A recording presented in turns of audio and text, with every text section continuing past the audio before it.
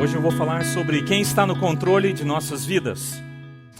E talvez você já se viu naquela situação em que você gosta de controlar as coisas em sua vida.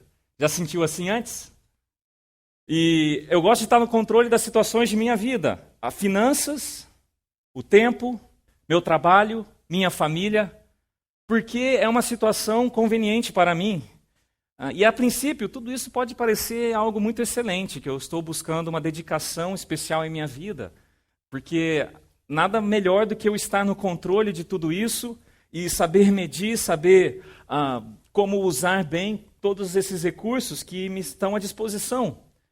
Agora, essa palavra, eu percebo, controle ou controlar, ela é sutil, porque ela sempre foi um problema para o homem. O homem quer se sentir no controle da sua vida. Adão e Eva, por exemplo, se sentiram ameaçados pelo controle e autoridade de Deus sobre a vida deles. E eles sentiram que Deus estava retendo algo de bom para eles. Então eles decidiram controlar a sua vida, comer do fruto proibido. E quando eu quero controlar as situações da minha vida, você vai perceber que, na verdade, eu quero controlar a minha vida. É a mesma coisa. E eu quero ser o piloto da minha vida. Eu quero saber quando e como eu vou decolar, a que altitude e velocidade eu vou sobrevoar. Eu quero controlar o voo da minha vida, o jeito que eu sinto melhor, comigo no banco do piloto, obviamente. E gostamos dessa ideia de controlar a nossa vida. Mas nós vamos percebendo que dentro de nós só existe espaço para um Deus.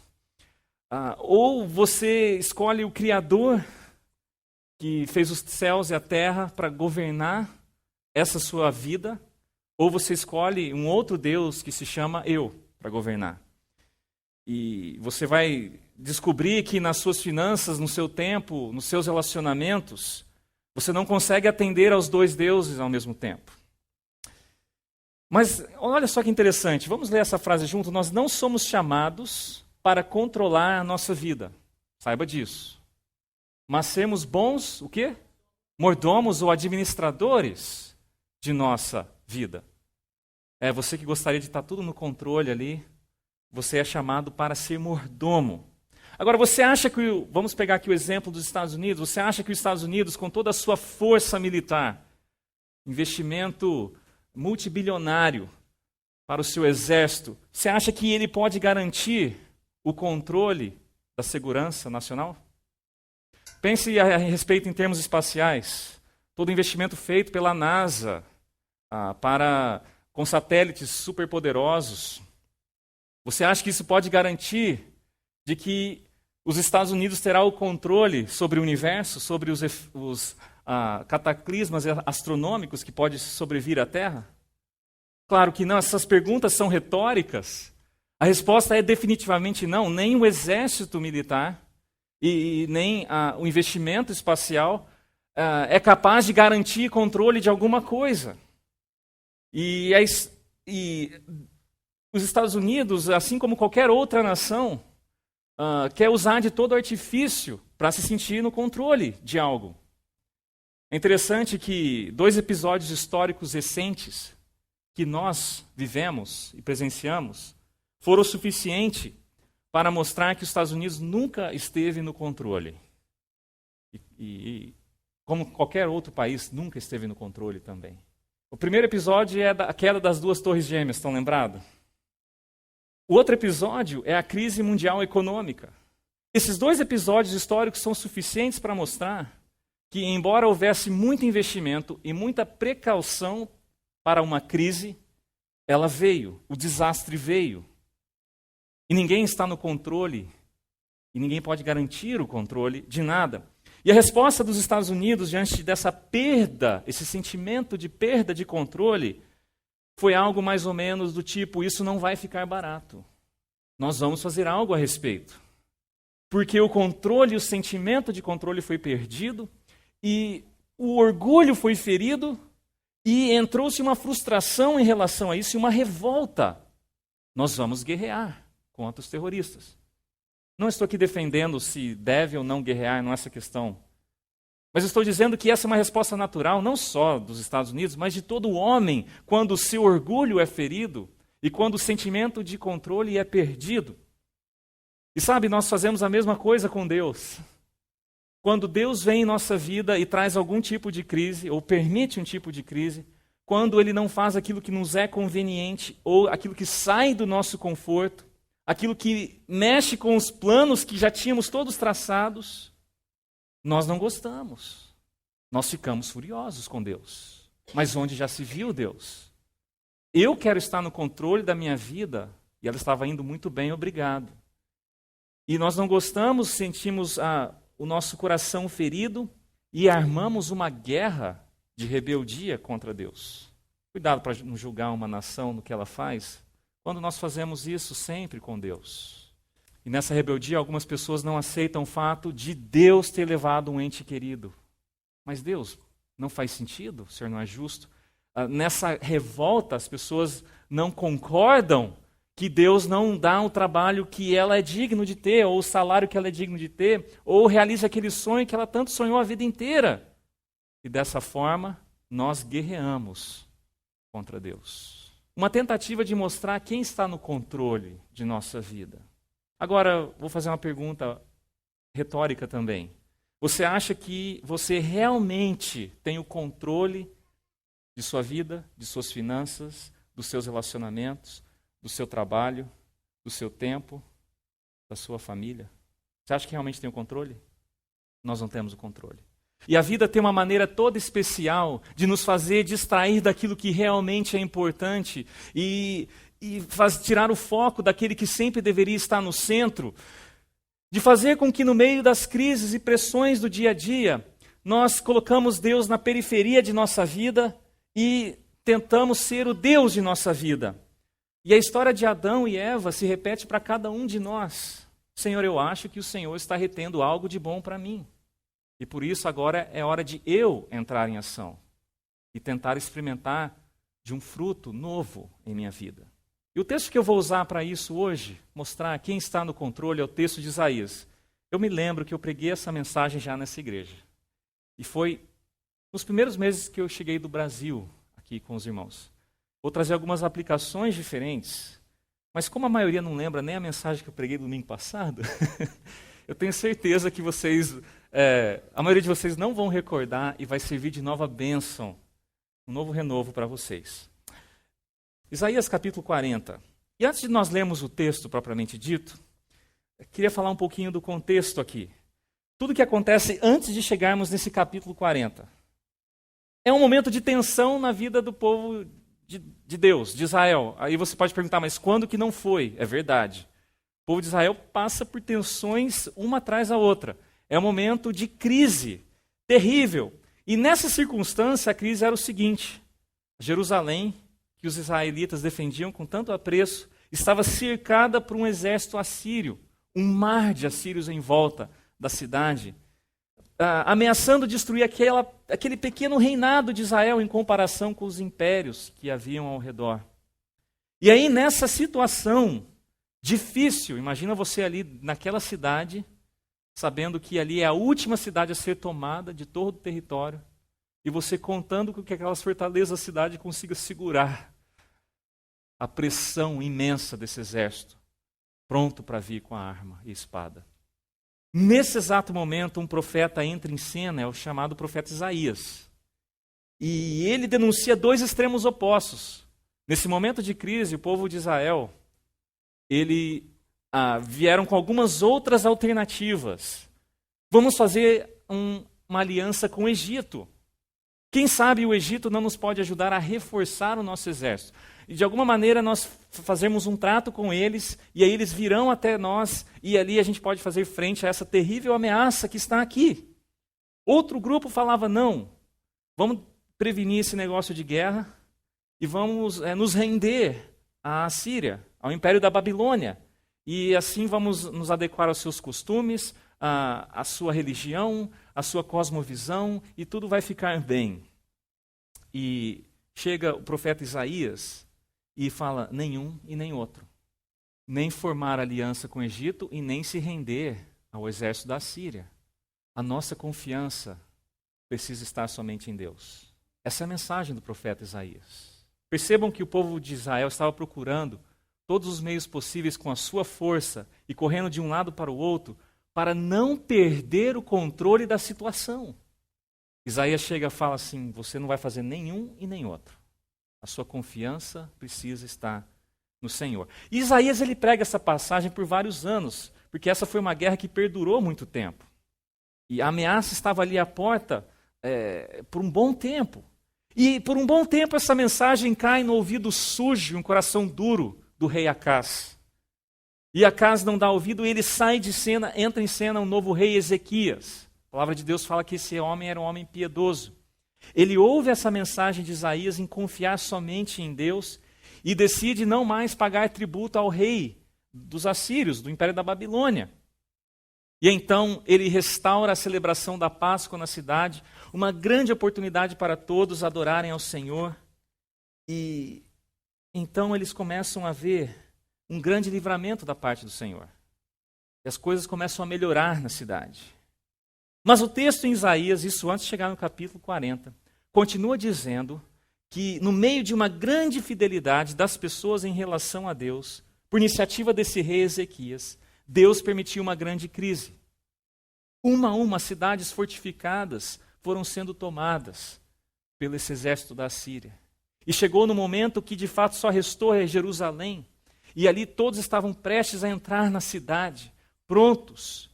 E o número era um mar de assírios. E no entanto, nessa hora o rei Ezequias, ele começou a olhar outras alternativas. No meio desse aperto, ele decidiu então confiar em seus próprios recursos e habilidades.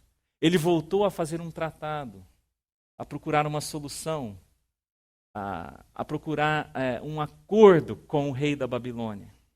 E então Deus, nesse episódio, chega ao rei Ezequias e diz: olha, porque você fez isso, tudo que você está vendo aí no seu palácio, todas as riquezas que vocês construíram, vai um dia terminar no palácio daquele a quem você está se associando hoje, ao rei da Babilônia.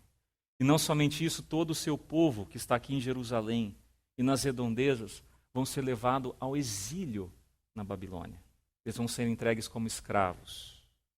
E é assim que termina o capítulo 39 de Isaías, debaixo deste trágico anúncio de que o povo de Deus seria exilado na Babilônia. E era uma promessa de castigo devido à infidelidade, à imoralidade e à insubmissão do povo de Deus em relação a Deus. Porque eles quiseram controlar a vida deles. Quiseram controlar a situação difícil na vida deles. Agora, é lógico que isso só acontece com os reis de Israel. Nunca acontece em nossa vida, certo? Nunca acontece. Eu querer controlar a minha vida? Não. Aqui vocês poderiam rir um pouco, né? Tá bom. Mas aí então, olha só. Termina o capítulo 39 e entra o capítulo 40. E é interessante notar que quando Isaías escreveu o seu livro, na verdade foram 2 livros. E um é do capítulo 1 até o 39. E o capítulo 39 termina com essa angústia no coração. Até mesmo um dos mais fiéis dos reis, o rei Ezequias, ele fez um tratado com a Babilônia. E aí tem esse anúncio de que todos seriam levados cativos. Mas entra o capítulo 40. E aqui Isaías começa anunciando que esse momento de castigo que Deus iria trazer sobre o povo iria passar.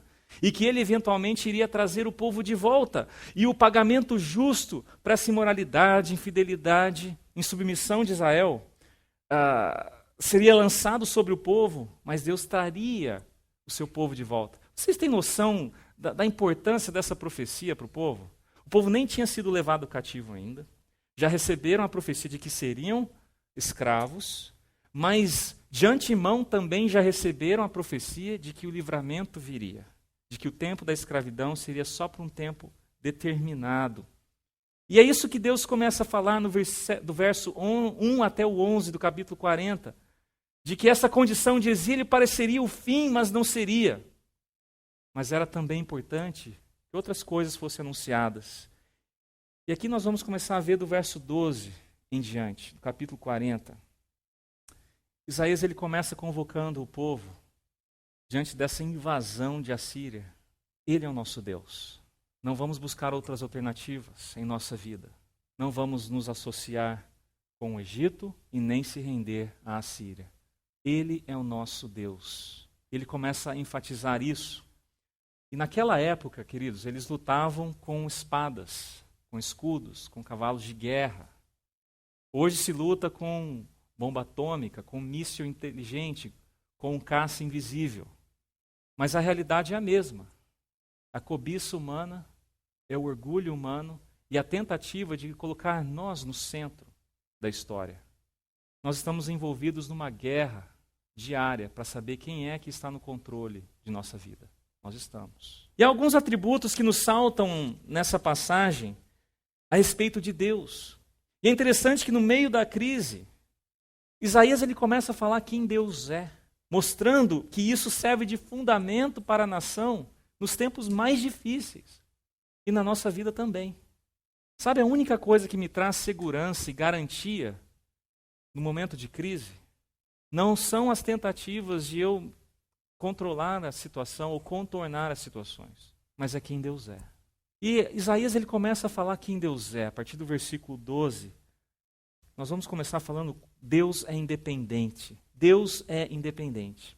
Isaías utiliza uma série de perguntas para o povo de Israel, das quais só existe uma resposta.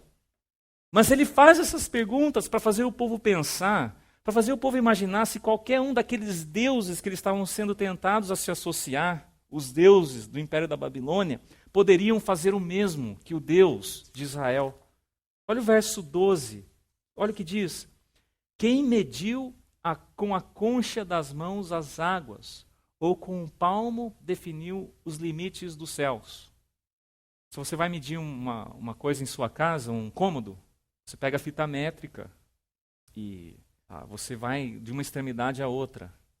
Agora, Deus não precisa de fita métrica e nem caminhar para medir os oceanos. A palavra de Deus fala que o oceano cabe na palma de sua mão. Você pode imaginar uma criança que vai pela primeira vez na praia e no caminho ela fica perguntando, pai, mas como é que é o mar? Como é que é isso? E o pai fala, calma que você vai ver. Não tem muito como explicar. Tem areia, tem água. E finalmente eles chegam à praia e a criança vê aquela imensidão de areia, aquela imensidão ainda maior de água. Ela vai correndo ali no rasinho, pega suas mãozinhas, vem uma onda. E ela, admirada com aquilo tudo, vislumbrando a grandeza de tudo, chega ao pai e fala, pai, olha o mar. Agora imagina Deus tendo as suas mãos estendidas e ali dentro o Oceano Pacífico. Imagina Deus estabelecendo os limites dos céus com a palma da sua mão. Olha, o céu vai daqui e aqui. O que esses versículos estão comunicando? A grandeza do nosso Deus, a imensidão do nosso Deus. São 12 horas de voo de avião a 950 km por hora para você atravessar um desses oceanos, o Oceano Pacífico. E Deus segura isso na palma da sua mão. Versículo 12, continuando. Quem recolheu numa medida o pó da terra, ou pesou os montes e os outeiros em balança? Agora você pode imaginar o tamanho da balança que Deus usou para pesar a terra. São 8 trilhões de toneladas a terra. E Deus, ele segura isso também na palma de sua mão. Ele pesa com a sua própria mão. Quem definiu limites para o Espírito do Senhor, ou instruiu como seu conselheiro? A quem o Senhor consultou que pudesse esclarecê-lo? E quem lhe ensinasse a julgar com justiça? Quem lhe ensinou o conhecimento ou lhe aponta o caminho da sabedoria? Agora então o profeta Isaías começa a listar que não houve quem orientasse a Deus. Deus ele não precisou de opinião, não precisou de orientação ao fazer as coisas, e ele não precisou de opiniões científicas, ele criou a ciência.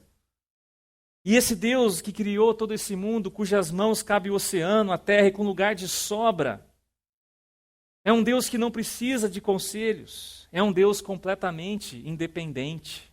Agora, se ele não precisou de conselho, se ele não precisou de quem o orientasse, por que nós às vezes agimos como se ele precisasse de nós? Ó Senhor, se o Senhor fizer isso aqui, eu vou fazer isso em troca para o Senhor.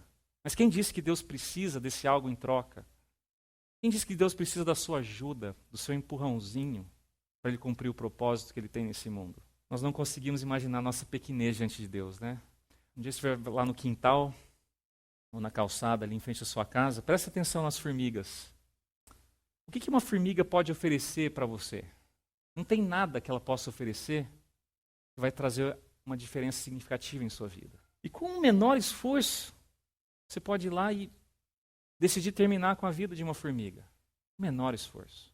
Agora, projete essa sua independência em relação à formiga e projete por quantas vezes você quiser imaginar. Essa é a independência de Deus em relação a você. Você pode confiar, você pode crer que Ele não precisa de você. Ele não precisa de você para dizer como Ele deve dirigir a sua vida. Ele não precisa de você para dizer, olha Senhor, já passei dos 40 e estou sem um anel de matrimônio. O negócio está ficando feio, Deus. Ele não precisa de você para dizer que, olha, Senhor, esse trabalho é o melhor para mim. Essa faculdade é melhor para mim. Essa vida que eu almejo. Ó Senhor, a minha conta bancária tem que ter tantos dígitos. Ele não precisa de você controlando e mostrando para Ele o que Ele deve fazer. E dessa maneira nós achamos que Deus precisa de nossa ajuda. Olha o versículo 15. Na verdade, as nações são como a gota que sobra do balde. Para eles são como o pó que resta na balança. Para ele as ilhas não passam de um grão de areia. Nem as florestas do Líbano seriam suficientes para o fogo do altar. Nem os animais de lá bastariam para o holocausto. Diante dele, todas as nações são como nada. Para eles são sem valor e menos que nada. Ó Senhor, eu acho justo o jeito que meus pais me tratam, ficam me privando de coisas boas. Eu acho que agora é hora de eu entrar em ação, me colocar à frente de tudo isso. E vocês que donas de casa, que já lavou quintal, aqui no quintal é geralmente a grama, né? Mas homens também que já lavou o carro, se você encher um balde e desse balde cair uma gota de água, que diferença isso vai fazer? Não faz a menor diferença. Pois bem, as nações são assim diante do Senhor. Não faz a menor diferença. E então você talvez se pergunte, mas se Deus não precisa de mim, assim como você está falando, se as nações são como essa gota de água, imagina eu dentro dessa nação. Se Deus não precisa de mim, e por que Ele então pede que eu obedeça? Por que Ele pede que eu o adore? Por que Ele pede a minha oração a Ele? Porque nós precisamos dele. Porque nós precisamos dele. Então nós primeiro vimos que Deus, Ele é absolutamente independente. Ele não precisa da sua força, do seu empurrãozinho para fazer a sua vontade acontecer na história. E na história da sua vida também. Segundo atributo que nos salta nessa passagem, que vai do versículo 18 ao 26, é que Deus é totalmente incomparável. E a partir do versículo 19, Isaías ele vai começar a mostrar várias tentativas grotescas, ridículas de homens, de todas as regiões e religiões, de produzir um objeto de adoração. Aí ele fala ouro, prata, pedra, madeira, imagens que precisam ser carregadas e que valem menos do que o adorador. Verso 18, olha que fala, quem vocês compararão Deus? Como poderão representá-lo? Como imagem que se funde o artesão? Ou que o ourives cobre de ouro e lhe modela correntes de prata? Ou com o ídolo do pobre, que pode apenas escolher um bom pedaço de madeira e procurar um marceneiro para fazer uma imagem que não caia? Versículo 25 agora fala, com quem vocês me compararão? Deus de Israel dizendo, quem se assemelha a mim? Pergunta o santo. Ergam os olhos e olhem para as alturas. Quem criou tudo isso? Aquele que põe em marcha cada estrela do seu exército celestial e a todos chama pelo nome. Quão grande é o seu poder e tão imensa a sua força, que nenhuma delas deixa de comparecer. E à luz de tudo isso, talvez você possa ter a mesma reação do que as pessoas E ouviram essa palavra dura de Isaías. Talvez por isso mesmo, por Deus ser tão grande e imenso, é que ele não se preocupa comigo. Por que ele vai se preocupar comigo? Como um grão de areia nesse oceano. Se as nações são como a gota de um balde. O que é eu? Quem sou eu diante de tudo isso? E talvez então Deus não se importa, não dê a mínima na minha vida. Porque ele é tão grande assim. Ele não dá a mínima se eu estou doente ou não, se as circunstâncias são favoráveis ou não, se eu consegui o trabalho que eu queria ou não, se eu estou namorando a pessoa que eu queria ou não. Talvez ele não dê a mínima. E é por isso então que eu tenho que questionar Deus e assumir as rédeas de minha vida. Porque se eu não fizer isso, quem vai fazer por mim? E esse Deus, por sinal, é tão grande que ele está em outra. Eu que tenho que decidir quem cuida de mim. E esse sou eu. Olha o versículo 27. Por que você reclama, ó Jacó? E por que se queixa, ó Israel? E olha a queixa que Israel estava fazendo nesse exato momento histórico. O Senhor não se interessa pela minha situação. Já questionaram isso para Deus? Senhor, você está com o óculos meio desajustado, o Senhor está mandando a carta para o endereço errado, porque não está chegando nada aqui. Deve ter alguma coisa de errado com o Senhor. E nessa hora nós achamos que Deus precisa de uma força, precisa da nossa ajuda. E sabe, Deus ele não se ira quando nós perguntamos o porquê. Mas desde que esse porquê seja uma tentativa de entender para que Ele está permitindo isso. E não daquele coração orgulhoso que quer dizer ao Senhor, Deus, por quê? Eu tenho uma proposta melhor, eu tenho um caminho mais inteligente, eu sei algo mais que o Senhor não sabe. Um porquê de rebeldia, um porquê de que agora, Senhor, em vista das suas respostas insuficientes, eu quero tomar as rédeas de minha vida e controlar essa situação. O Senhor não me dá a pessoa, eu vou atrás da pessoa. O Senhor não me dá o dinheiro, eu vou atrás do dinheiro. O Senhor não me dá a situação favorável, eu vou, e do meu jeito. Porque agora chegou a minha vez. Sabe, Deus ele não tem medo de suas dúvidas. Deus não tem medo de nossas dúvidas. Mas Ele não aceita os nossos desafios. Você pode perguntar para o Senhor, mas nunca desafie o Senhor. Tem pessoas que fazem pior do que desafiar. Não somente desafia, mas determina o que ele tem que fazer. E acha que uma oração com as mãos nos ares, ou com uma música de fundo tocando, vai resolver, que Deus vai ouvir. Não sei de onde eles tiraram isso. Mas o Deus de Israel, você não se porta dessa maneira. Ele é absolutamente independente, totalmente incomparável. Olha o versículo 28. Essa é a resposta de Deus diante de Israel que fala, o Senhor não interessa conosco? Será que você não sabe? Nunca ouviu falar? E aqui está falando para quem? Para o povo de Israel que tem uma história com Deus.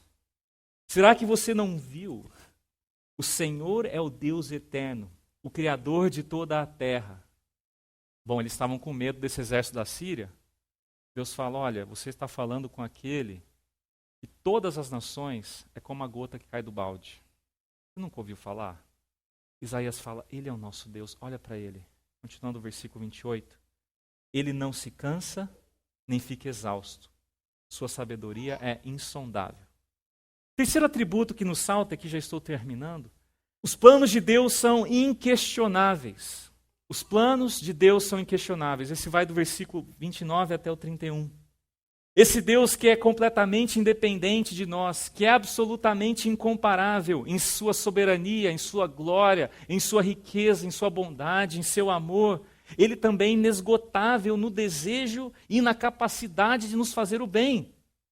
E aqui eu quero que vocês entendam isso, o desejo e a capacidade. Porque eu também sou um pai. Como Deus é pai, eu sou um pai. Eu tenho desejos muito positivos para os meus filhos. Eu desejo o melhor para a minha filha e para o meu filho. Eu me lembro também de meu pai, que sempre desejou o melhor para mim.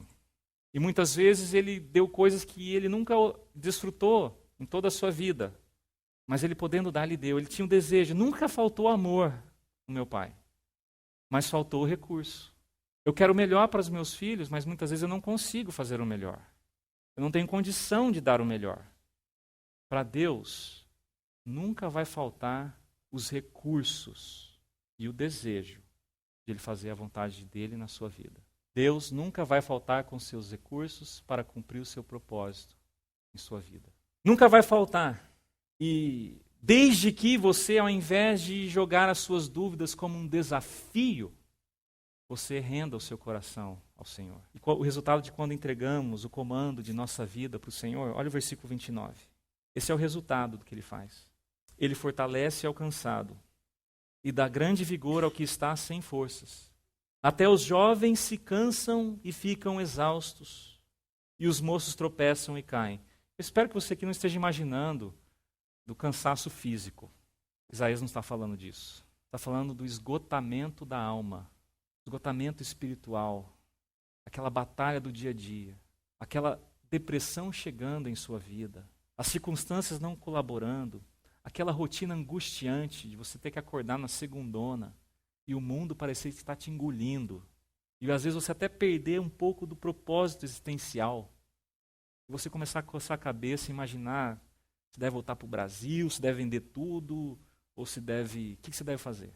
É para esse tipo de gente que Deus está falando aqui. Ele fortalece ao cansado e dá grande vigor ao que está sem forças. Até os jovens se cansam e ficam exaustos, e os moços tropeçam e caem, mas aqueles que esperam no Senhor, até mesmo na segundona, aqueles que esperam no Senhor renovam as suas forças.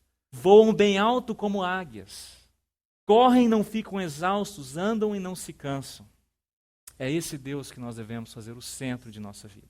Em nossa vida particular, em nossa vida relacional, em nossa vida de trabalho. Aquele que renova as nossas forças e nos faz voar acima das circunstâncias. Nos faz ter um coração renovado. Nos dá força para enfrentar a vida do jeito certo, com um propósito existencial. Quem está no controle de sua vida? Israel queria fazer do seu jeito. Eles escolheram um preço. Foram levados escravos. Você tem procurado fazer do seu jeito? Saiba que o resultado é escravidão. Faça do jeito de Deus. Dê o controle a Ele hoje. Vamos recapitular os 3 pontos? Deus, Ele é independente, Ele é incomparável, seus planos são inquestionáveis. Não se esqueça disso.